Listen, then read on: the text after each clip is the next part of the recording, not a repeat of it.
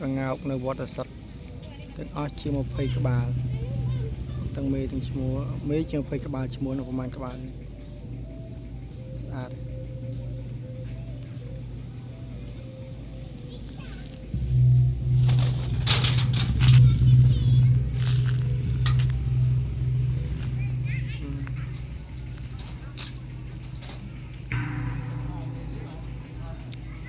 សួនយមិញមេជា20ក្បាលឈ្មោះនៅប្រមាណនេះហើយមេកំពុងតែផ្ដៅកូននោះមេមួយចំនួននៅលើសាលាធំមកកសាងមេកងោកពេញ3 4នៅលើនោះឯងនោះហើយនោះកងោកឡើងជ្រុងច្រាំងឡើងជ្រុងច្រាំងសឹកកងោក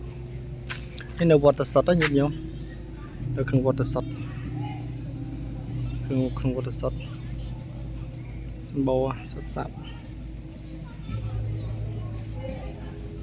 ទេសភាពឥឡូវលោកកំពុងតែជាវដីហើយនោះកំពុងកសាងបច្ចេកដីទៅខាងនោះបងតលាយកសាងបច្ចេកដី